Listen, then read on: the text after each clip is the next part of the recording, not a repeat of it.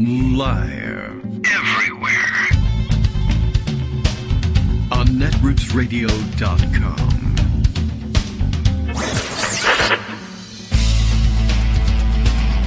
David Waldman.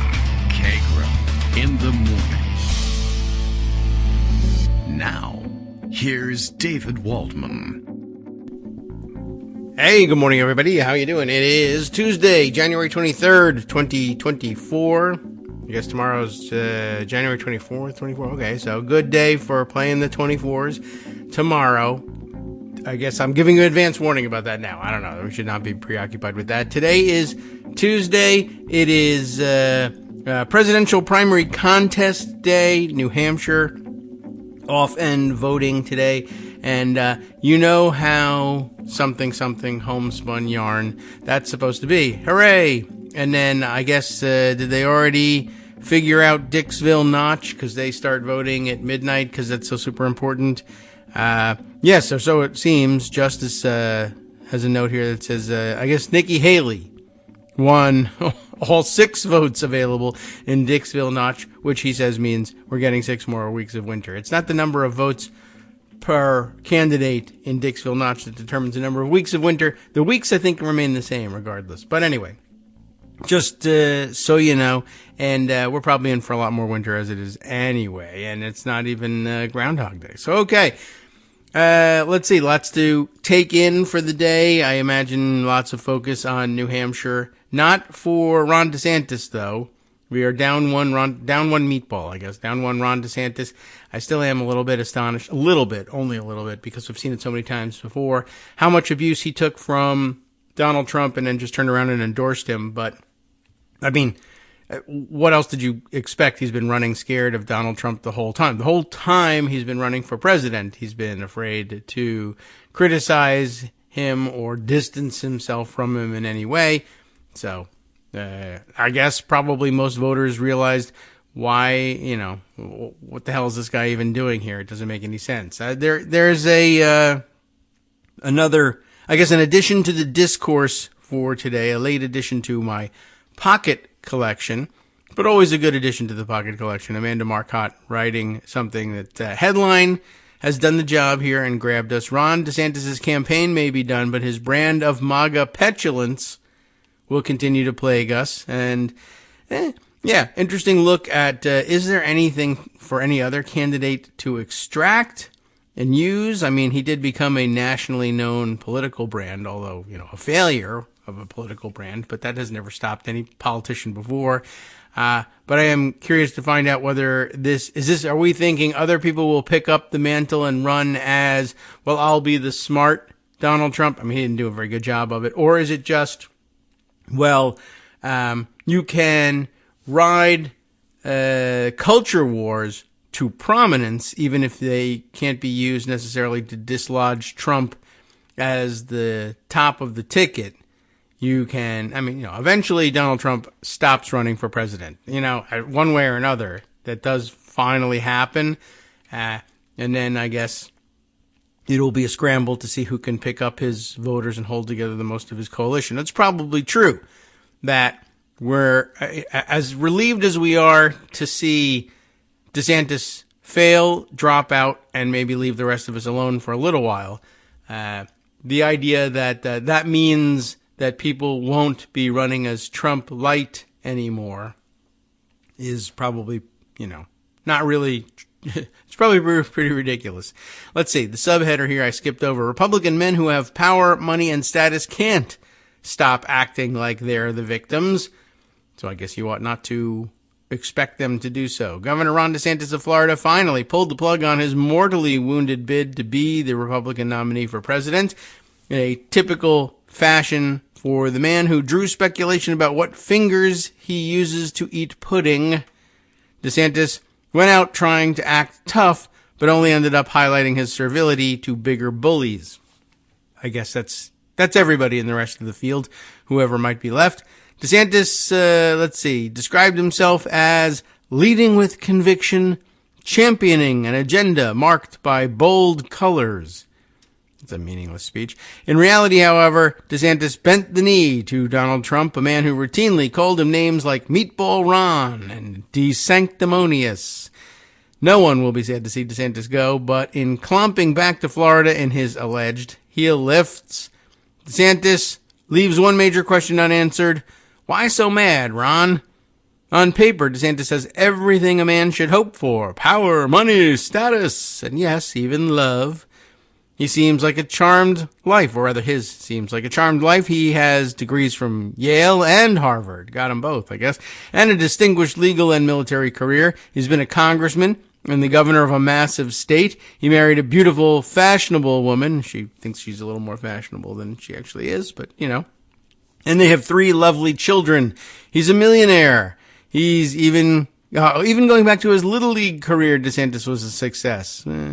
Didn't do that well against Columbia when they played in his senior year. But anyway, he should be glowing with gratitude for the unbelievable number of blessings in his life. And yet, every day on the DeSantis campaign trail every day on the DeSantis campaign trail started, yes, okay, here we go, from the wrong side of the bed. That is everyone's collective day, I guess. No matter the subject, DeSantis sounded perpetually aggrieved. Sometimes he was snappish, sometimes just whiny, but always bristling. Even when he was trying to sound upbeat, the river of resentment would burble up in his mannerisms and his peevish voice. Reporters got used to the way he seemed to always have sand in his underwear. But stepping back, it's just plain weird that DeSantis was so irritable all the time. Now that the Grinch who stole Disney, or wanted to anyway, has dropped out, his anger issues may not seem relevant any longer, but DeSantis still matters because he represents a type that's increasingly prevalent in our political landscape, the petulant MAGA nerd. All right, we'll continue on with this and figure out what the MAGA nerd is. Just, I had to stop and everyone is reflecting correctly about all of the costs incurred for the people of Florida and, in some cases, people all across the country as he campaigned for president and impressed on people that they, too, could have political success by beating up on marginalized folks wherever they encountered them. But lots of costs to his running and, of course, to this point, no real gain. You know, he's out even before they started casting their ballots in New Hampshire. And but yeah, I wanted to just sort of remind everybody that he's still embroiled in a huge legal battle with Disney, arguably the largest and most powerful corporate presence in the state of Florida, certainly the one with the best and most valuable brand, and that actually controls a considerable amount of the politics of Florida. And he took him to task, took him on, was supposed to be the MAGA champion against them in the culture war. And one, MAGA people don't particularly care about the culture war against Disney anymore, and maybe never did. 2, he's losing it. And 3, they're still there, and now he has to go back and, preside over a state on the verge of wrecking itself because of his petty culture war grievances and wars. So, more than just, I don't know. If you're the kind of person that doesn't care about his tramping over, over the marginalized communities. I don't know how you don't care about that, but let's say you are, and you're a Republican, perhaps, and you're concerned about Florida's friendly business atmosphere, right? He's come back to a state that he's wrecked in that respect as well, and I guess basically now has to spend the rest of his term fighting out the battle he picked with Disney and others, who can presumably overpower him at some point. Anyway, it's interesting to me. Something else to keep an eye on. Back to the article here. Trump himself is barely literate, and his rise accelerated the exodus of college-educated voters from the GOP. Subsequently, most coverage of MAGA has focused on supporters not known for remembering what they scored on the SATs. Fox News addled boomers eating bacon in a rural diner. Proud Boys with more drunken disorderly arrests than diplomas. Christian fundamentalists who believe Jesus rode a dinosaur, bug-eyed conspiracy theorists raving about QAnon. What they share among all these weirdos, I guess I would say, what they share is whiteness and a distaste for reading anything longer than a bad meme. But there is one strain of MAGA loyalists that rejects the identity of the proud ignoramus, instead imagining himself a man of letters. Indeed, such types don't just think they're smart, they fancy themselves towering giants of intellect. But they also believe they are belittled by a small-minded establishment of academics, creatives, and professionals who are too allegedly addled by liberal pretensions to recognize the brilliance of their right-wing betters. This type has always been with us. Ask anyone who shared a high school debate team with a kid who wore pocket squares in his ill-fitting suit jacket. They're the dudes who actually read Ayn Rand. Is it spelled or pronounced any differently? I have heard somebody of late pronouncing it differently, but okay. You know who we're talking about. Rand and William Buckley. What they share is whiteness and a baseless belief that they are smarter than everyone else, but they reserve special disdain for the cognitive capacities of women and people of color. Despite Trump's struggles with basic literacy, his rise has somehow caused a proliferation of smarmy pseudo-intellectuals like DeSantis on the national radar. In Silicon Valley, you have the Elon Musk and Peter Thiel breed, who have made billions of dollars yet spend most of their time pouting because middle-class journalists on Twitter think they're dumb. Then there's Christopher Rufo and his army of white men on a mission of vengeance against universities like Harvard and New College, for the alleged sin of gifting their degrees to minorities and women instead. There are also religious ones like Leonard Leo of the Federalist Society, or, who's this? Sohrab Ahmari of Compact Magazine. I don't think I've run into this one yet, who hope $5 words and thick eyeglasses will decimate the snake-handling image of fundamentalism. MAGA nerds, as a whole, are a small fraction of the movement.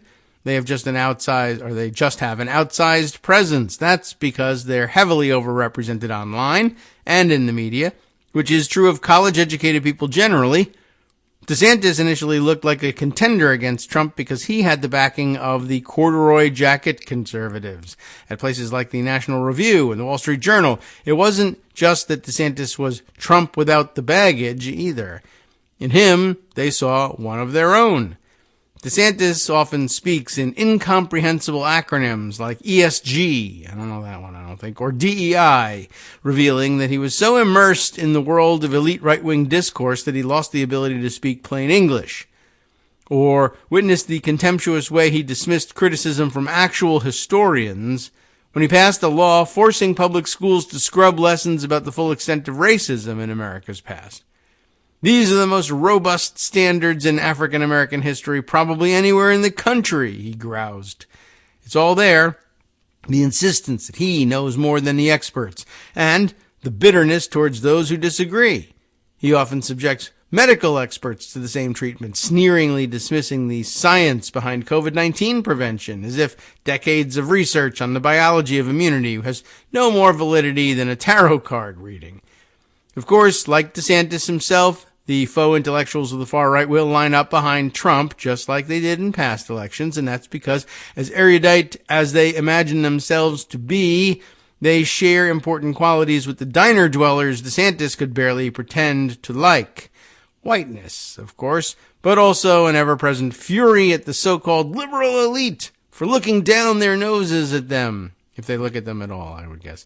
It's always wild hearing MAGA millionaires and billionaires curse the elite, a group that is mostly composed of people who make a lot less money than they do, adjunct college professors, freelance writers, creative professionals, and progressive activists. But it makes more sense when viewed in light of the intellectual insecurities of people like DeSantis. Liberal elite is just a gussied-up way of complaining about being rejected by the cool kids. It's channeling rage at people who think you can't be that smart if you got beat by a guy who keeps forgetting Barack Obama is not the president. That's the great irony in all of this. DeSantis and his ilk imagine they are fierce warriors, sticking it to the liberal elite who shunned them. In reality, though, they are just submitting to Trump, an imbecilic bully who responds to self-important book readers by shoving their heads in toilets. Petty authoritarians like DeSantis and Musk set out to show those liberals who's boss by running for president or buying Twitter. All too often, however, their efforts end in even more pointing and laughing from the same people who already make them feel inadequate. And, of course, by endorsing them, I guess you've only made things worse. Another thing I picked up today, I guess on a similar theme, I see this article from The Atlantic. Oh, it looks like it might be a really long one, too. And let's see if I can... How am I doing on the paywall there? I think I'm still okay. No, there we go. We hit the wall. We'll have to use the pocket version here. But gosh, it looks like it might be a bit of a marathon to read this. But it's on Nikkki Haley, and I guess with her being the last candidate standing besides Trump, it's not so bad, actually, now that I look at it. It's important to, I guess, get inside her head. I don't know if you're going to find anything there or not, but I saw this one shared on social media along with a clip that was said to be the important part behind the whole thing. We'll see whether that holds up in my own reading of this. Let's see. Can I go to the original shot? I don't know whether I should call out the... well, because the article doesn't look all that long, why don't we run through it? I like to see what else there is to be discovered in these pieces, and to find the twists and turns in it and insights in it for myself, along with you, of course. Let's read this one from, like I said, it's in The Atlantic. It is Mark Leibovich writing about Nikkki Haley. What is Nikkki Haley even talking about? That's a good question. Her confident performances, our subheader reads, have made her one of the most formidable, maybe, Republican challengers to Donald Trump. But the more you listen to her, the mushier the message is. And that seems like a good point. This is actually from a couple of days ago, January 11th, when, there were a couple other challengers still in the game. We'll begin at the Atlantic page and then switch over. Oh, no, probably smarter to just start for tracking's sake. Right here in the pocket version. All right. Oh, look at that. That's funny the way that works without the big giant type here. The typesetting is lost, of course. But anyway, Nikkki Haley, that's who we're talking about, was standing a few feet in front of me on a warm December night in New Hampshire. She had just finished a town hall event at Manchester Ski Lodge, from which no snow was visible for miles, except for the manufactured white stuff coating a sad little hill outside. Presidential candidates often try to conjure up a sense of momentum around their campaign, and Haley's been accumulating the key elements: rising poll numbers, slowly, but rising, crowd sizes, and fundraising sums. Her ascendancy began around Thanksgiving, an unofficial benchmark for when voters supposedly tune in to primary campaigns, at least I guess in those early states. Among many of them, the former South Carolina governor and United Nations ambassador had become a source of intrigue. Could she actually win, or was she merely the latest contender to lead a post-Donald Trump Republican Party that never arrives? I was in New Hampshire to gauge the extent of this apparent upsurge. All of the campaign events in the past year, except Trump's, which occupy their own category, of all of them, Haley's have been the most commanding. She has run the best race against Trump out of a motley bunch of Republicans, far better than former Vice President Mike Pence and South Carolina Senator Tim Scott, both long gone. Vivek Ramaswamy, whose yapping provocations gained him early notoriety but graded fast. And especially Florida Governor Ron DeSantis, who squandered his early status as Trump's main challenger and massive amounts of cash by turning out to be a colossal dud of a candidate. A note here on him: like a wounded bird falling from the sky, Trump said of DeSantis. An overlooked but fascinatingly poetic assessment. On this night in Manchester, I watched Haley pound out a stump speech about how, among other things, her main achievement as UN ambassador was to take the kick me sign off our backs, and how our kids need to know to love America, and how she was determined to humanize the fractious issue of abortion. And rest assured, the days of demonizing that issue are over. Haley is a gifted political performer, particularly in a certain kind of room, and this was one of those, a politely boisterous gathering of a few hundred people, serious and professional, many still dressed for work. She came off as reasonable and solicitous, holding the same authority as she did at the various Trumpless debates she has rated so well in. You can see how Haley could rise to the level she has, the most formidable alternative to Trump, or if you prefer, first among the Republican also-rans. After completing her set remarks to a standing ovation, Haley took audience questions, greeted a 30-minute lineup of supporters, and satisfied their various selfie and autograph needs, nailing eye contact, small talk, and drive-by rapport. She understands that kind of customer service approach. New Hampshire Governor Chris Sununu raved to me after telling the Manchester crowd that he was endorsing Haley. "You bet your ass I am," I guess is the actual quote on that one. Well, about to lose his ass, but okay. At the end of the night, Sununu stood to Haley's left as she faced a clot of television cameras and microphones and shouted questions from reporters. She is good at this too, parrying pointed inquiries with self-assurance, then moving on before anyone can really reflect on what she said or didn't say. But Haley's sturdy pronouncements belie a certain wobbliness. Wait, what did she say exactly?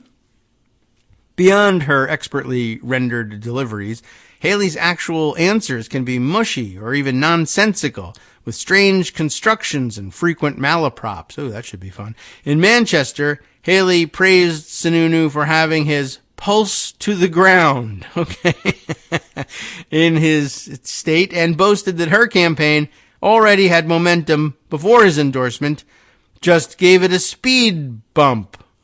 Oh, wow. It's not really very good. I mean, the pulse to the ground is funny. I mean, I see what's going on. A speed bump, like a bump in your speed, a bump up. No, speed bumps slow you down, actually. At a November debate, she ordered Ramaswamy to leave my daughter out of your voice, as opposed to my daughter's name out of his mouth. We have to deal with the cancer that is mental health, she declares in her town halls when the subject arises. Mental health, not cancer. Okay, gotcha. Later in the session, a reporter asked Haley about Trump's then most recent flare-up, his statement to Sean Hannity that he would be a dictator on day one, long since overshadowed by Trump's rotten hell Christmas message, and his claim that immigrants are poisoning the blood of our country. In the moment, the dictator comment did feel germane, as did the question to Haley about whether that should perhaps preclude him from leading the world's most powerful democracy. First of all, that's for the voters to decide, Haley declared, if they want a dictator on day one. Yes, unquestionably. But what about Haley, the candidate we were speaking to? What did she decide? I'm not going to be a dictator on day one, she assured everyone, not answering. It's a good spot as a non-answer, because it is very often the kind of thing that voters would say, oh, she is differentiating herself from him. Well, I'm not going to be a dictator on day one. You're not going to have a day one, so who cares?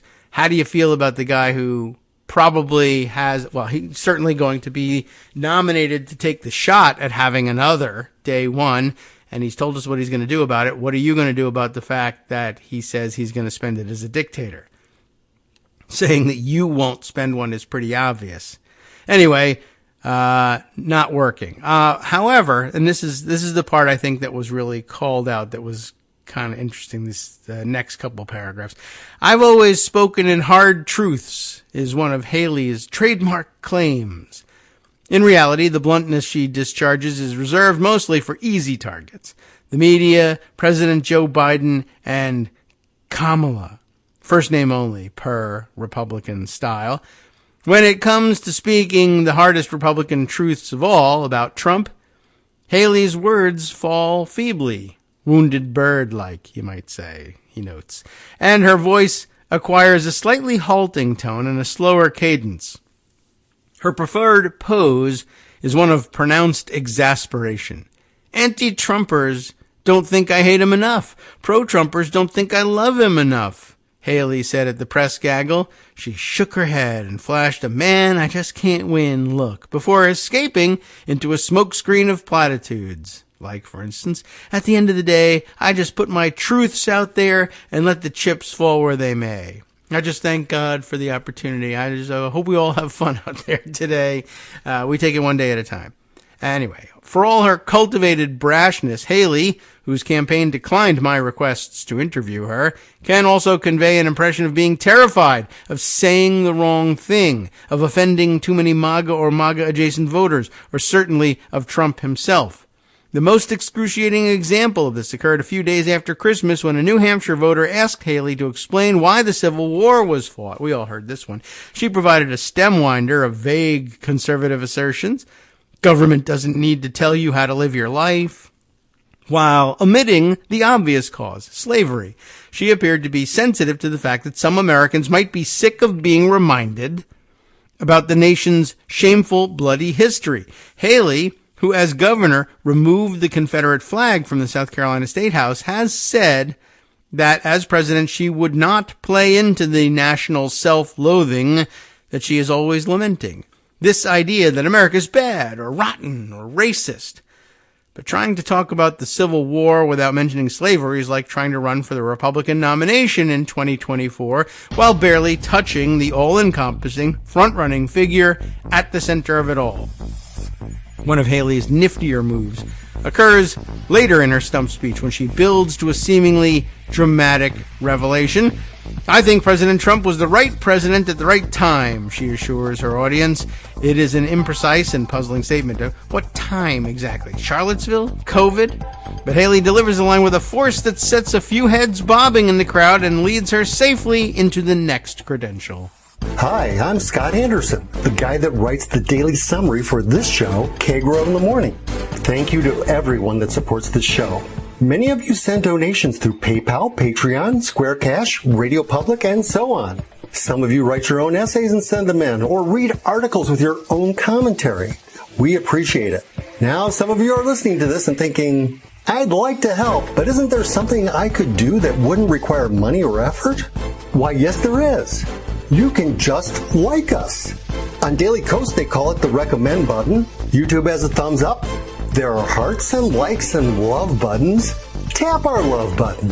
Tap our love button every day. Share our shows and summaries on Facebook and Twitter, YouTube and iTunes, Stitcher and Amazon. Most of these places allow you to write a review, so a sentence or two would be great. Recommend us to social media, or tell your friends to listen to the show. You aren't just helping us, you're helping them find their new favorite thing to listen to. You could change the world. So thank you in advance from me and everybody else in the world.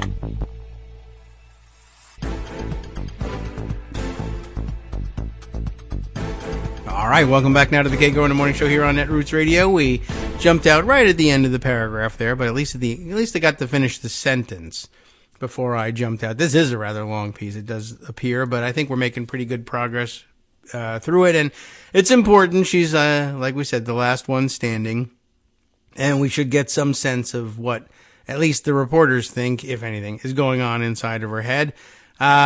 We were sharing some of her campaign stump speech platitudes, and yeah, here was, I think President Trump was the right president at the right time, she says, and everybody's sort of like, yeah, sure, okay, but you wonder, well, what do you mean right time? Charlottesville, COVID, none of that seemed to be a particularly good idea. But Haley delivers a line with a force that sets a few heads bobbing, right, as he says, and leads her safely into her next credential. I had a good working relationship with him when I was in his administration, she further affirms. Okay, so some heads will bob, but they need a not Trump, right? But the words that follow this inevitable but are as fraught as any that a Republican candidate can utter. Say something like, He's becoming crazier, as former New Jersey Governor Christie said of Trump last month, and you might win candor points, but probably not any Republican primaries.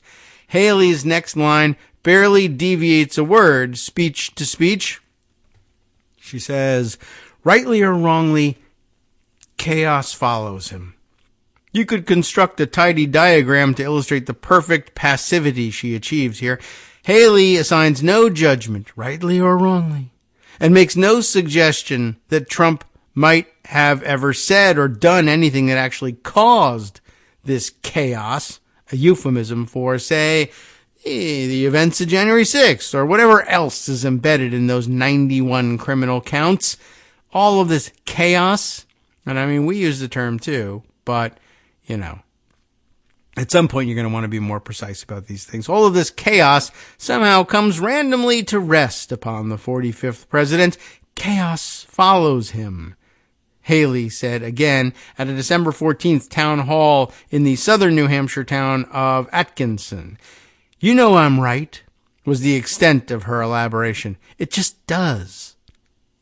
Haley's soft landing at chaos follows him comes after a zigzagging and sometimes turbulent journey with Trump. The odyssey began during the 2016 campaign when Haley called him scary and the embodiment of, quote, everything we teach our kids not to do in kindergarten. She endorsed Senator Marco Rubio, like Haley, a child of immigrants, who and also somebody you can't figure him out and who mixes his metaphors. But she endorsed him by saying she was excited to support a candidate who was, quote, was going to go and show my parents that the best decision they ever made was coming to America. After Trump won the Republican nomination, Haley said reluctantly that she would vote for him. Trump asked her to serve as his ambassador to the United Nations, reportedly as a favor to South Carolina's Lieutenant Governor, Henry McMaster, a big Trump supporter, who wanted Haley out of the way so he could become governor. The UN job allowed Haley to burnish her foreign policy resume. By the way, now I'm actually curious, and did it work? I don't know. Who's the governor of South Carolina? My mom knows. She's in South Carolina. But, I don't know offhand. Let me go see. Governor. Henry McMaster, governor. So I guess it worked. So it would be funny to be able to point at him and laugh and say it didn't. But I guess it did. All right. So moving on from that. McMaster, a big Trump supporter, wanted Haley out of the way so he could become governor. The UN job allowed Haley to burnish her foreign policy resume. And being in, there's my mom chiming in. Henry McMaster is governor, so congratulations to him, I guess. Whatever. The UN job allowed Haley to burnish her foreign policy resume, and being in New York kept her removed from the daily discord of Trump's White House. She served until 2018. And then a quote, I got out of the administration without a tweet, she likes to say. Following Trump's 2020 defeat in the January 6th insurrection, Haley sounded eager to bury her former boss and get on with her pursuit of his job. His actions since Election Day will be judged harshly by history, she declared in a January 7th speech at the Republican National Committee meeting. Haley said there was no chance Trump would ever run for federal office again. That is some foresight, huh? Not only would he, in fact, run for federal office again, he would clobber your dumb ass on the way to doing it. Anyway, when those predictions proved premature, she reportedly tried to pay a quick makeup visit to Mar-a-Lago, but was told by the proprietor not to bother. Less than 3 weeks after the insurrection, she told the Fox News host Laura Ingraham that everyone should, quote, give the man a break. 'Cause why not? Sure. That April, Haley promised that she would support Trump if he ran for president again in 2024, and if he did, she said, she would not run herself. Until, well, never mind. As a candidate, Haley, whom Trump has taken to calling bird brain, I didn't know that, frequently mentions how much better she would fare against Biden than Trump or DeSantis would. She often cites a Wall Street Journal poll from last month that shows her leading Biden by 17 points in a head-to-head matchup. Trump wins, in their estimation, by 4 points. No doubt electability is a compelling argument, but this hypothetical Haley blowout is also premised on a dubious assumption that Trump would be a gracious loser and urge his supporters to vote for their Republican standard bearer, Ambassador Birdbrain. When it comes to Trump's indictments, Haley can't bat away questions fast enough. A lot of these cases have been politicized. We all know that, she said in Manchester. Haley has promised to support the GOP nominee, whether it's Trump or someone else. And in Plymouth, at the end of December, she said if she were elected president and Trump were convicted, she would likely pardon him so that we can move on as a country and no longer talk about him. Although really, honestly, putting him in prison is a pretty good way of doing that too. Such flaccid scolding is, of course, a big part of why Trump is still here. Appeasement has been the Republican business model since 2015. It's like what happened last time. Nobody wants to criticize Trump. Mark Sanford, a former Republican representative from and governor of South Carolina, told me, hey, remember him? Appalachian Trail. Sanford, who declined to speak about Haley on the record, lost his 2018 House primary after becoming a strident Trump critic. They figured he would go away, Sanford said, referring to Trump's Republican opponents over the years, and they sort of waited and waited and waited, and he didn't go away. But he still may, eventually. That's another story for today. COVID. Anyway, 8 years later, Haley seems to be of similarly passive mindset, put up a tepid resistance to Trump, at least early on, stay alive, and hope that someone or something comes along to take care of the problem. COVID. Maybe she catches a break from a jury. Maybe he catches COVID. Chip Felkel, a longtime Republican strategist in South Carolina, told me, referring to the possibility of Trump becoming convicted in the coming months. Felkel, who is not affiliated with Haley's campaign, says that he's no fan of hers, but that he's hugely hostile to Trump, so he'll support his former governor. And, I guess that's always a possibility. If one of these trials actually starts and he's convicted and people start delivering on their promise to stay away from voting for the convict. But I don't know if people will do that.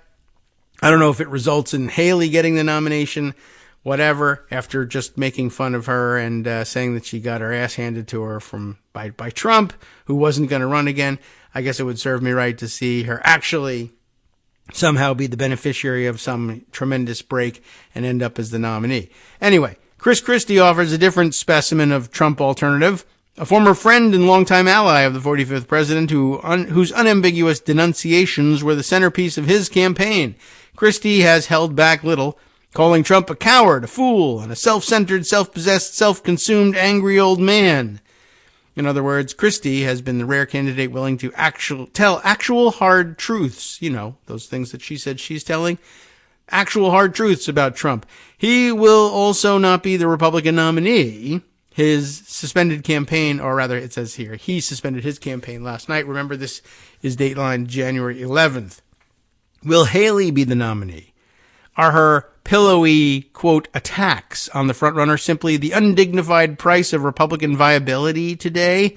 Has this approach at least given her the best shot of any Republican to defeat Trump? An extremely long shot, but a shot nonetheless. Well, on January 11th, it was an open question. Now it's looking more like, well, there's nobody else left to win. Doesn't look like she's going to do it, but it ain't going to be one of the other ones. Her theory of the race is straightforward enough. Beat DeSantis for second in Iowa. Be competitive with Trump in New Hampshire. Well, we'll see about that today. Where she's gained in recent polls, but still trails by double digits in most. And then parlay that into momentum into defeating Trump in her home state, where the former president also remains well ahead. Both Christie and Haley are pragmatic former governors who appeal to independents and college-educated moderates. Polling this past fall showed that a significant portion of his backers in New Hampshire would migrate to Haley if he bowed out of the race before the state's January 23rd primary. Hi, and welcome to it. A week before Christmas, Christie faced growing public pressure, much of it from people backing Haley to drop out in the name of stopping Trump. The former New Jersey governor had made a sustained and effective case against Trump over the last several months, but struggled to boost his support into the teens and was strongly considering it. But he held off for a few weeks. Christie has been frustrated, even appalled, by Haley's unwillingness to say how she really feels about Trump. According to sources close to Christie, he has become less and less shy about expressing his dissatisfaction with her in public. He has taunted Haley for not ruling out a role as Trump's running mate, as he and DeSantis have. "I don't play for second," has been Haley's standard answer to the vice presidential question, an emphatic non-denial. "That's why she's not saying strong things against Donald Trump," Christie said on Face the Nation. His reaction to Haley's slavery misadventure was especially pointed. "She's unwilling to offend anyone by telling the truth," he said in Epping, New Hampshire. It's worse to be able to be dishonest with people, and that's what's happening here.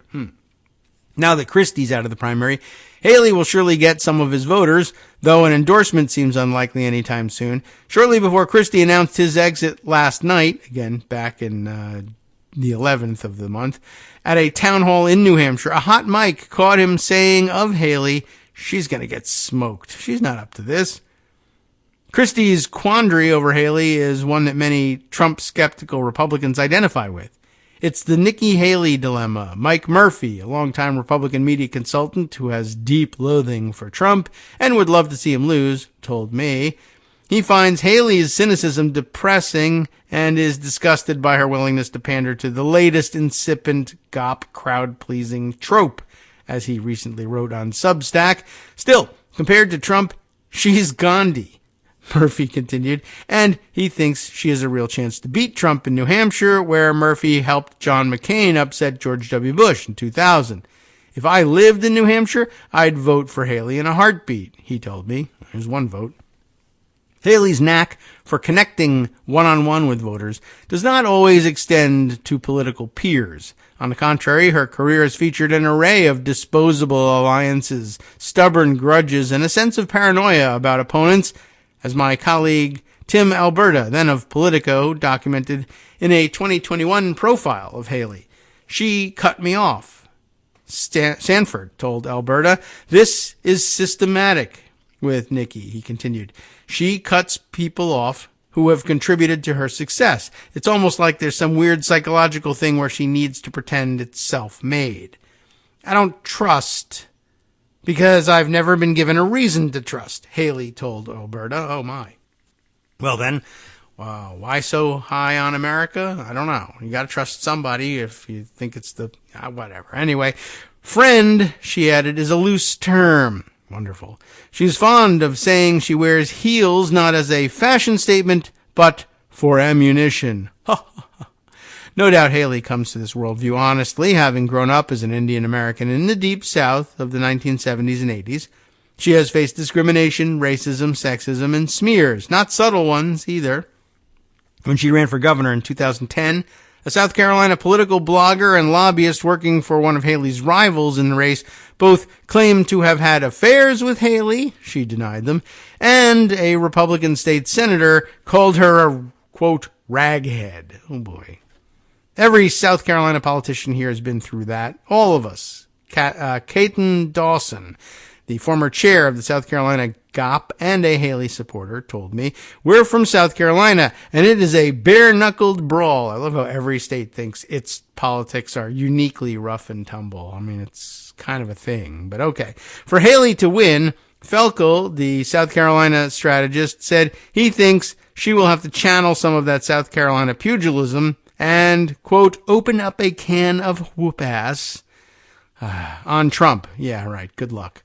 "We need to see more stiletto weaponry from her and less bless your heart," Felkel said. In recent days, Haley has taken a somewhat more combative tack against Trump after a pro-Trump super PAC released a campaign ad in New Hampshire that accused her of supporting a gas tax increase in South Carolina and dubbed her High Tax Haley. Wow, what a wound. That's pretty cheesy, but it works. Haley had backed a gas tax hike coupled with an income tax cut. So, Boo-hoo. In his commercials and in his temper tantrums, every single thing that he's said has been a lie, she told an audience at the January 2nd town hall on the New Hampshire coast.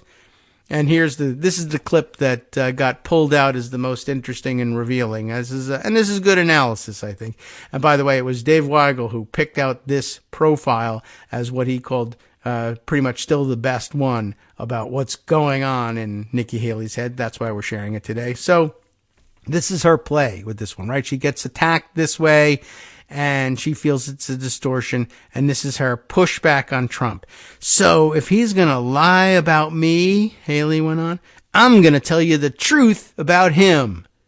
The line drew the biggest applause of the event. Haley delivered it slowly, clearly, and with authority, like a candidate to be reckoned with, who might just be willing to escalate things. Right? But then, as the analysis goes on, think about what she has just said. If he's going to lie about me, I'm going to tell you the truth about him. There's a construction there that makes that seem like it makes sense. But does it? Next paragraph. But wasn't Haley supposedly already telling hard truths all along? Isn't that her signature thing? She's admitting that her retaliation to Trump's lying about her is that she will stop lying about him. Oh, yeah. Actually, isn't that the implication of what just got said there? That's Jonathan V. Last, writing in The Bulwark. Last dubbed Haley's line the most complete exposure to a politician's subconscious I've ever seen. Think about it again. If he's going to lie about me, I mean, you don't want her to say, well, if he's going to lie about me, then I'm going to lie about him. That's not really going to help. But remember, I'm telling the hard truths that need to be told. That's the thing I do as a candidate. But if he's going to lie about me, then I'm going to tell the truth about him. But you were already doing that. So it's really not dependent on him lying about you. This was supposed to be what you were doing all along. Good point. Hey, the good rich blimp. And then she's out of there. That's an interesting observation, I think. Or maybe, he continues, this was always Haley's conscious plan, to gradually parcel out her clever, hard truths, if convenient, and when openings arise, and impress the right people and donors while doing so. Perhaps Haley already views this foray as a success. Even if she never seriously threatens Trump, she's likely to perform respectably in the early states, win a second place or two, now she kind of has to, outlast DeSantis, she has, and land some breezy swipes at Trump. Then, when his nomination becomes inevitable again, she can safely endorse her old boss. They always had a good working relationship, right?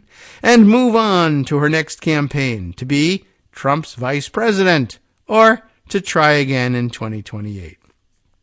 That's a pretty good rap. I think it's with a W, right? And it's a lousy rap, R-A-P. But, yeah, important to know since she's, again, the last one standing as balloting continues in New Hampshire this morning. All right, let's see. Definitely have a couple other things to share with you, and we hinted at some of them, and I'll read you just a quick hit on it from the Hill just to get the facts out there. I've seen some other people speculating about it. I'm sure other people are writing about it. But quickly and to the point, I hope Zach Schoenfeld for the Hill. E. Jean Carroll trial has paused. Why? Over Trump lawyers' COVID exposure. Oh my.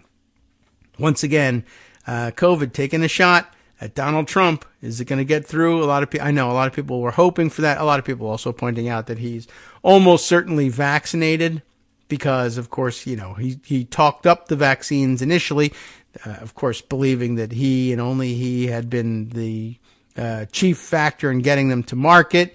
But then, of course, his crowd turned against vaccines, so he stopped talking about it. So the question is, does he secretly, quietly, out of the public eye, continue to get boosted, or did he give up on it and buy into the feedback he was getting from his audience and stop keeping up with his vaccinations? I'd love to find out by seeing him get a severe case of COVID. I'll just go ahead and say that. I know, you're not supposed to wish that sort of thing on people, but yeah, it's not the trolley problem all over again anymore because he's not in charge of COVID response, at least not yet. anymore, so it's not quite a do-over on that trolley problem. But what do I care? If it wipes him off the map, I'm for that. Anyway, so here's the news. E. Jean Carroll's defamation trial against Trump was postponed yesterday after a juror and one of Trump's lawyers reported feeling ill.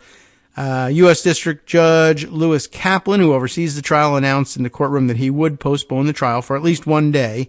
We'll take the day off, Kaplan said, and I guess they're back deciding what to do now, and I haven't seen the news of what's happening, but maybe we can poke around and find out during the break. Kaplan said one of the jurors reported feeling ill on his way into court, and he was sent home and instructed to take a COVID test. So who else is in the dock here for COVID? Alina Habba.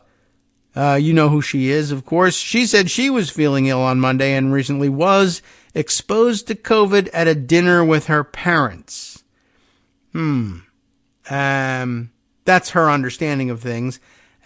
Whether or not that's how it went, well, that's open to speculation. The judge said Habba and fellow Trump attorney Michael Madeo took COVID tests earlier in the morning and were negative, but sometimes you got to wait on it a little bit before you find out. Trump was briefly in the courtroom with Habba on Monday, neither of them, of course, wearing any masks. Carroll is seeking more than $10 million in defamation damages over Trump denying he sexually assaulted the longtime advice columnist in the 1990s, just so by way of background. Trump already having been found liable in this, of course, and the jury right now is only deciding damages. Habba indicated that Trump was prepared to testify on Monday, but she noted that to the judge that if the trial does resume on Tuesday, today, Trump wants to be in New Hampshire for the state's primary. Habba suggested Trump testify after the primary on Wednesday. Carroll's lawyer, Roberta Kaplan, who is not related to the judge, stressed a desire to move ahead. If juror number 3 is sick tomorrow, we should proceed, Kaplan said. Kaplan expressed confidence in the court's ability to handle the issue, noting they had held trials during pandemic lockdowns. We've gotten through with all of that, and we'll get through with all of this, too, Kaplan said. Just after the trial adjourned, Trump took to Truth Social and went on a spree of posts disparaging Carroll, which will probably land him in trouble as well. Also, while dismissing the trial itself as a witch hunt. What a great term. I wonder if anybody knows that he likes to use that one. So, we'll see if we can catch up during the break, perhaps, and see where we stand on the resumption of the trial and who's sick and who's passing their tests and who's not. Lots of speculation about what it means, and has Trump been exposed, and does he have COVID, and what would it mean if he did? He's a super spreader, of course, because he doesn't believe in masks or distancing or anything. And during the height of the pandemic, when he got it, he spread it around the Secret Service contingent that would always surround him, his top campaign aides, of course, holding indoor rallies at the height of things, killing Herman Cain and others. It's really remarkable how many people owe their illness and near deaths, including Chris Christie, to Trump's carelessness. Whether or not he's contracted the disease in this instance, we'll wait and see, but he hasn't been looking that great lately. But of course, he's just an unhealthy person in general. Also saw speculation that maybe the vector directions were the other way, that it wasn't necessarily Alina Habba picking up COVID from a dinner with her parents the other day and carrying it with her back into the courtroom. But given that there was already a juror sick, and that could certainly be coincidental, the jurors are out somewhere else, pick it up independently. It's in wide circulation. But it may also be the case that Trump is out there infecting people and gave it to Alina Habba, and she took it back and gave it to her parents. And or that Trump has, in his loud muttering and spluttering towards the jury, given the illness to them as well. So, I don't know. We'll never know exactly how that one went, but lots of people are talking about it, and it's fun to think about, and it would be a fitting end to, let's say, to his campaign, even if it isn't a fitting end to his existence, because there are more fitting ends to his existence than catching COVID, but it would certainly be interesting and ironic, and I would watch it, if it was a Netflix series.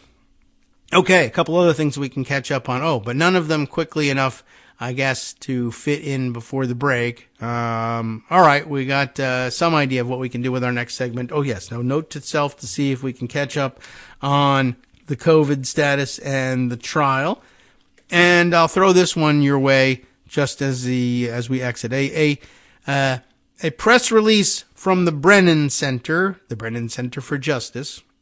Not the one for injustice. That's the worst center they could possibly have started. But the Brennan Center for Justice put this press release out. I saw it positively reacted to by many on social media. And I don't know if it's been written up elsewhere since, but I've got the release in front of me. Just thought I'd throw this out there. A name that you'll recognize frequently makes the roundup when Greg's bringing us the Rafto stories. Certainly a name you've seen in circulation in our reading before. Barton Gellman is joining the Brennan Center in, as they say in their headline, Fight for American Democracy. The renowned Atlantic journalist will help the center anticipate and respond to attacks on democracy before and after the 2024 election. Important. He's an important voice, an important direction and decision from him to step into this different side of things. And, the release sort of fills you in on exactly why that's important. Today, journalist Barton Gellman joins the leadership of the Brennan team, Brennan Center for Justice at NYU Law as senior advisor. Now, this is the important part. You don't care about his title. He will work with the organization's experts to respond to the threats of abuse of power and the assault on democratic institutions that may follow the presidential election. Gellman's article about the weaponization of the Justice Department is the cover story of the current Atlantic. He's stepping down as a staff writer there to join the Brennan Center, a multiple Pulitzer Prize winner. Gellman is the author, most recently, of Angler, the Cheney vice presidency, and Dark Mirror, Edward Snowden and the American Surveillance State, both published by Penguin Random House. Who cares about that? This is the important part for us. Gellman's prescient 2020 Atlantic cover story, not this time around, but in 2020, issued an early and influential warning of the risks that Donald Trump would seek to stay in power, even if he lost. And I think we may have read that one or one of the offshoots of that. Well, he was one of the people in September, October of 2020 saying we need to war game out what he might do if he wants to try to hang on to power if he loses. Before the Atlantic, Gellman was a Washington Post reporter. In his 21 years there, he served as correspondent in the Middle East, as well as a diplomatic, legal, and military correspondent. He anchored the team that won a Pulitzer Prize for coverage of the revelations of Edward Snowden. Lots of accomplishments. That's the one I wanted to focus on. All righty.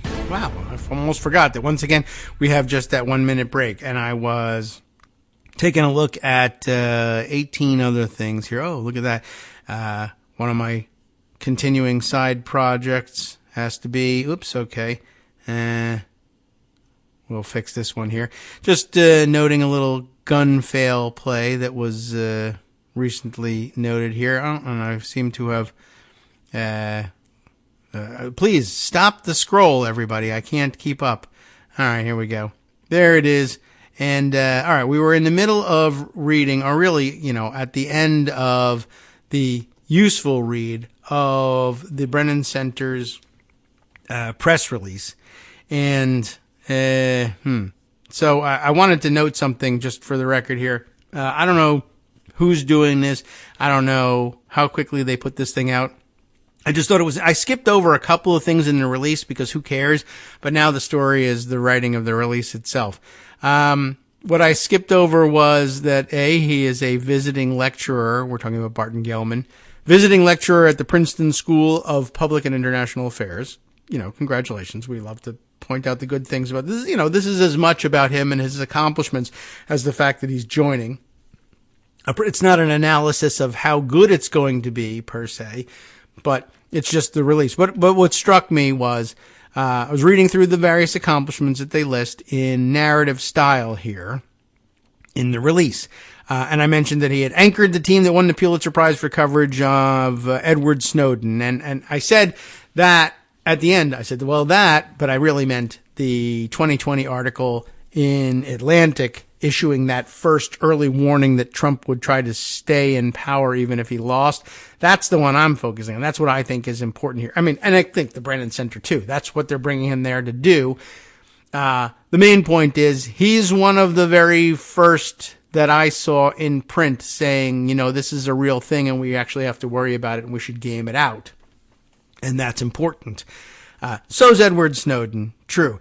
But then, I noticed this, right? So it says, continues on to say, previously he was awarded the Pulitzer Prizes for his reporting on Vice President Cheney, and as part of the team covering the aftermath of the 9/11 terrorist attacks. Gellman served as a fellow at the Brennan Center a decade ago, so he's returning here in this sense. In his new role at the Brennan Center, Gellman will collaborate with Brennan Center experts on strategy for the pre- and post-election period, including public strategies to anticipate, prevent, and address autocratic initiatives in the next presidential administration. The center is a leading national voice on democracy issues, including election integrity, safeguarding election officials, voting rights, and presidential emergency powers, among other topics. No relation here, but everyone loves to speculate. Michael Waldman, president and CEO of the Brennan Center, said, "We are in a great fight for the future of American democracy. We are so grateful that Bart Gellman is joining our work at this critical moment. He's one of the nation's most eminent journalists. He's been a pioneer in sounding alarms about the threats to our democracy. We will benefit enormously," I think he's right, "from his insight and skill. We appreciate his joining the fight in this new way, and we look forward to working with him." I think that would be fantastic. I think it would be great fun to be able to do this work as well. Then I saw there's more to this press release about Barton Gellman. And I thought, wow, more about Barton Gellman. And I realized, was this press release written by AI chatbot or something? Because the About Barton Gellman section reads, Barton Gellman, formerly a staff writer at The Atlantic, is the author most recently of Dark Mirror, Edward Snowden and the American Surveillance State, and the best-selling Angler, the Cheney Vice Presidency. He has held positions as senior fellow at the Century Foundation, lecturer at Princeton School of Public and International Affairs, and visiting research collaborator at Princeton Center for Information Technology Policy. That's only barely different from what we heard before. Before joining The Atlantic, Gellman spent 21 years at the Washington Post. I know, you said it. Where he served tours as legal, diplomatic, military, and Middle East correspondent. I know, you said it. Gellman anchored the team that won the 2014 Pulitzer Prize for Public Service. I think I know about this. Is this about Edward Snowden? It is. He was previously awarded the 2008 Pulitzer Prize. I know, he won some other ones. For reporting on, wasn't it Cheney? Oh yeah, look, a series on Vice President Dick Cheney. In 2002, he was a member of the team that won the Pulitzer Prize for national reporting for coverage of, you remember, because you were told earlier, 9/11 attacks and their aftermath. Then some awards, which they didn't mention earlier, but which are good and, you should win awards. It's awesome. He's awesome. 2 George Polk Awards, 2 Overseas Press Club Awards, 2 Emmy Awards, for a PBS Frontline documentary, Harvard's Goldsmith Prize for Investigative Reporting, and the Los Angeles Times Book Prize. So, serious business and all. And then, did you know he was attached to Princeton? Cause, yeah, Princeton is mentioned again, this time in terms of his own educational background. Graduate of Princeton University, master's degree in politics at Oxford as a Rhodes Scholar, and he lives in New York City. But interesting. I just have found that sort of you should take a look at this, read this over and say, it should be maybe a separate fact sheet about him or something. I wouldn't have put that on the same page. But then I'm not an AI robot. But then who is really when you come right down to it? And I don't know. By the way, I noticed something circulating also on social media. Didn't grab it and put it away, but just interesting note. Don't think I'll be able to find it and prove it to you either. But someone, and you can do it, I guess, yourself. You can test it for yourself.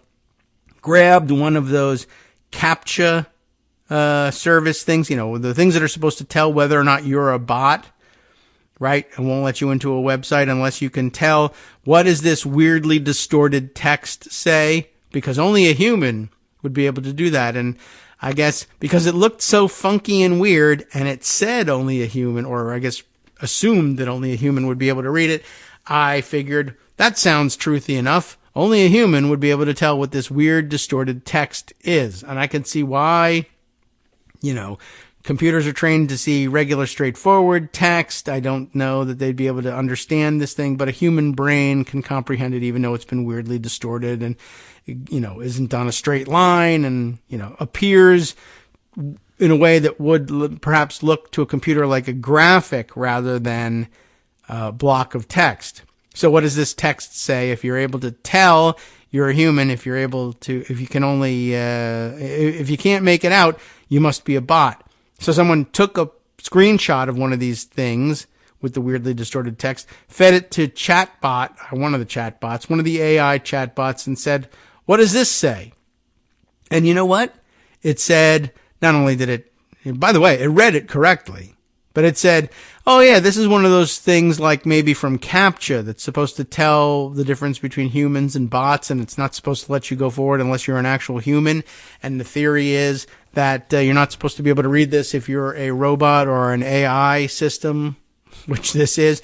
And by the way, the text reads, or would read if you were typing it out, and proceeds to do it 100% correctly. And I've seen multiple people test it themselves. So just wanted to let you know that if you were hoping to lock the AI bots out of Skynet so that they didn't destroy the world with our own nuclear arsenal, CAPTCHA should not be the way you do it, because apparently they just blow right through that. And I thought, I don't know, somehow you would benefit by spending the rest of the day worrying about being wiped out by robots. You tell me how it goes.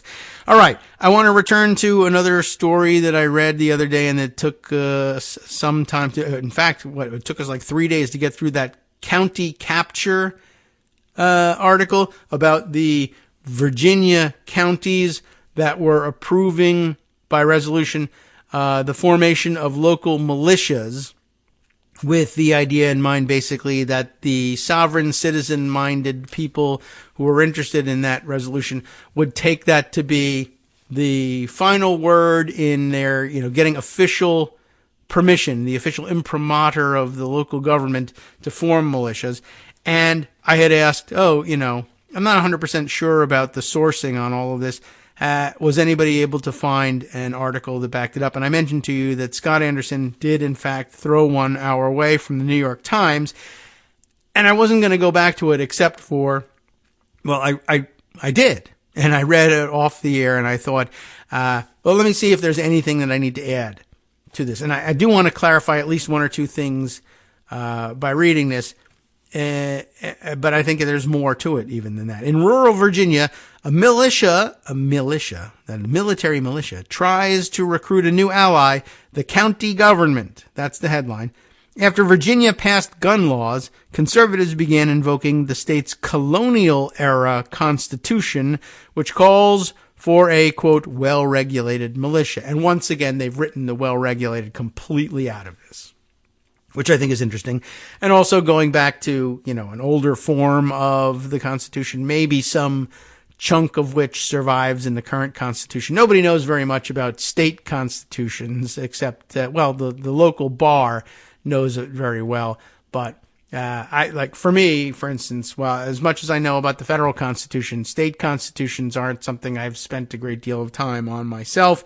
And so when I say nobody, I mean not me. Plenty of people know plenty about state constitutions. They're just not here today with me on the show. But I thought this was an interesting insight into the story, and there was some extra detail that we would have benefited from having the other day.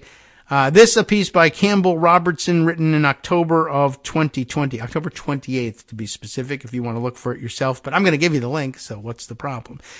I'll just call it out ahead of time. One of the things that would have been most important to have was, do you remember that we said, there's one member of, I think, the Halifax, Halifax County, board, and their consideration of the, resolution in favor of recognizing the militia. And they had one council or one board of supervisors member say, hey, I'm actually pretty reluctant about this. And you remember, he thought, oh, this is great. And then won some opposition. And he said, yeah, think about the example of Kyle Rittenhouse. Like he was responding to what he thought was a militia muster call.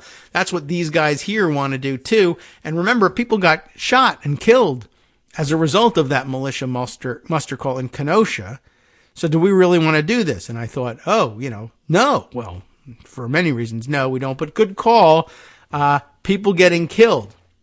And in particular, weirdo, racist or racist adjacent people coming out with guns to oppose or to further the idea, certainly, that a Black Lives Matter protest would of necessity turn violent and criminal. So we have to be out here with heavy firepower to demonstrate our resolve and, or, maybe just kill a couple of people just to show who's boss. And I thought, good point. Good for you.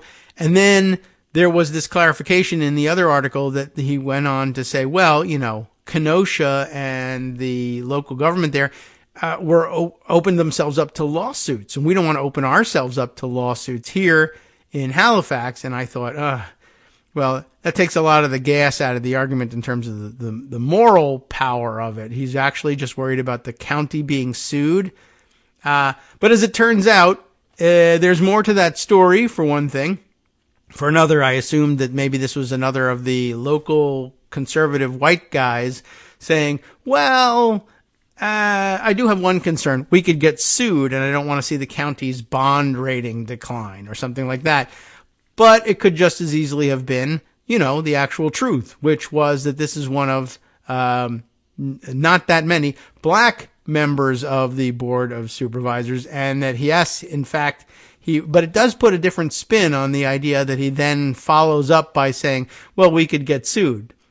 And that doesn't necessarily deflate things. Instead, it sounds like the first objection, yeah, they had a militia muster and somebody came and shot people in response to a Black Lives Matter protest. Why? But if that doesn't move you because you are a white conservative Halifax County kind of Republican person, well, then maybe fiscal responsibility will be an issue for you. The county could get sued. As it turns out, they don't care about fiscal responsibility, and they never did, so it didn't make a huge difference. But it definitely puts a different light on things to find out that, well, there might have been more power behind that first round of attack. It wasn't necessarily just a setup to deliver the killing blow of finding out that you could be liable as a county. So that's interesting. All right, let's read through this narrative because there's some more and interesting stuff about it, more detail than we got from the first go-around. The Board of Supervisors meeting in September back in 2020 in Halifax County, Virginia, opened with the familiar liturgy of local government, the prayer, the Pledge of Allegiance, the roll call. The chairman was recognized for completing a course for public officials. Constitution Week was hereby proclaimed. About 15 minutes in, Ricky Short motioned for approval of Resolution 2020-27, whereas the Virginia and U.S. Constitutions speak of, that's a weak term, a, quote, well-regulated militia, it read. They do, but that's it. They speak of them. Whereas a militia should be trained with arms, quote, including modern semi-automatic rifles, unquote. Doesn't say that anywhere. Whereas a militia was, quote, the last best hope when liberties are threatened by a tyrannical government, then be it resolved, hold on a second, is all this stuff true? Never mind. Be it resolved, Halifax County would support a local militia. Ronnie Duffy seconded the motion. So, thanks, Ricky. Thanks, Ronnie. Throughout one of the most tumultuous political years in memory, armed paramilitary groups have marched, crowding into State House galleries, violently defending public monuments, and now planning to show up at the polls on Election Day. This is back in 2020. Some of these groups have a national network and muster under the self-proclaimed pedigree of militia, while others are makeshift, assembling for a night or two of confrontation in the streets and then disbanding just as quickly. Doesn't sound well regulated, does it? In Virginia, over the past year, a number of rural counties have mulled resolutions that would officially endorse the assembly and training of local militias. At least 3 counties have approved them. The triggering event for these came last November, 2019, when Democrats won full control of the state government while pledging an ambitious gun control agenda. In the winter of outrage that followed, gun owners poured into Richmond, crowded county board meetings, and formed paramilitary groups in one county after another. Gun rights supporters say 91 of the state's 95 counties and many towns and cities have passed what they called Second Amendment sanctuary resolutions, forbidding enforcement of certain gun laws and declaring, at least symbolically, that the state's authority in some matters stopped at the county line. No one knows what direction their preferred rank of government goes, huh? But not everyone saw this fight as just about gun policy. It was also about power. Virginia had long been reliably conservative, governed by an old Southern politics that ranged from the right to the center, but rarely too far beyond. Republicans had control of the governor's office or the legislature or both for over a quarter century, if not calling the shots, at least impeding the opposition. But as tobacco farms and textile mills steadily disappeared, hollowing out rural counties, the suburbs stretching southward from Washington spread out like Virginia creeper, fed by culturally liberal college graduates from all over the world. Elections fully caught up to growth patterns in 2019. Conservatives suddenly found themselves out of power. Virginia is not the Virginia it used to be, lamented John Sharp, a supervisor in Bedford County, which passed a militia resolution in May. We're outvoted. Yeah, it could be that way for a long time. And if the current polls are right, it could soon be that way in Washington, too, leaving the right with a hold on the courts and little else. Some are preparing. Biden's coming for us. There will be a war, said Paul Cangialosi, maybe. Wow. Cangialosi. Not usually having that much trouble with the Italian names, but okay. Well, he works with the Virginia Militia Alliance, created after last year's election, to organize armed groups across the state. We don't fix this at the ballot box. I hate to say it. He loves to say it. We're too divided. That's kind of dangerous, but that's what's motivating this. We're not going to be able to solve this at the ballot box because we'll lose. I mean, we are solving this at the ballot box, and you're losing. Well, we are not solving it at the ballot box because I'm not getting what I want. Well, because you're outvoted. Oh, well, watch this. I'll murder you. Then I'm not outvoted. How do you like that? That's pretty amazing. That's a pretty startling confession. Gun control, anti-coronavirus lockdowns, talk of a vaccine mandate. Mr. Sharp described it all as if it were an imposition by a remote colonial power. In the end, he said, we just want to be left alone. No. In the end, you want to impose your preferences on the rest of us. Otherwise, you would be left alone. You could leave and sit in your house and let the rest of us go on about our business. But they're not settling at the ballot box, which means what? You're not going to just leave us alone. Well, that's where the militias come in. The legal theory is this. The Virginia Constitution does, in fact, speak of a well-regulated militia composed of this is the quote, well-regulated militia composed of the body of the people trained to arms, unquote. So, if a county were to endorse the right of local residents to assemble and train as a militia, even if it granted no other special powers or duties, wouldn't that give people firmer legal standing to challenge gun laws? Well, no. Nevertheless, a few places have tried this, said Mark Pitcavage, a researcher with the Anti-Defamation League, including some counties in Florida in the mid-1990s, but nothing came of it. The law is plain. I wonder whether Mark Pitcavage is still a researcher with ADL. Been a big exodus there over the Israel-Gaza issue. So, anyway, or actually most of the exodus there has been over disagreement over the policy with regard to advertising on Twitter, which is pretty amazing. But I'm sure some of it is actually driven by Israel-Gaza as well. Anyway, neither in Florida nor in Virginia do counties have the power to do this, Mr. Pitcavage said. The power to organize the militia is firmly divided between federal government and state government. No one else. It's not a county issue. Over lobster mac and cheese at a restaurant in Lynchburg, Virginia, Wes Gardner and Dan Abbott, leaders of the Bedford County militia, dismissed legal objections. Eggheads. They don't know what they're talking about, right? First, they made some clarifications. The armed groups that formed across Virginia over the winter and spring were not like the extremist militias of the 1990s, Mr. Gardner insisted, nor were they white supremacist. He is in contact with some of the harder-edged national groups, like the Oath Keepers, but he likened the typical county militia in Virginia to a community watch. There's no issues with those, right? Albeit one that is also armed to fight government tyranny.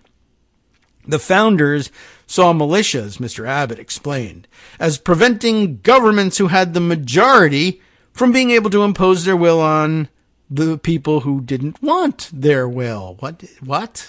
That's almost Nikkki Haley-like.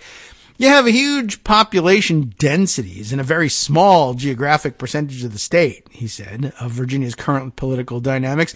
They do have a majority of the votes, he granted. Thanks a lot. But that does not give them free rein.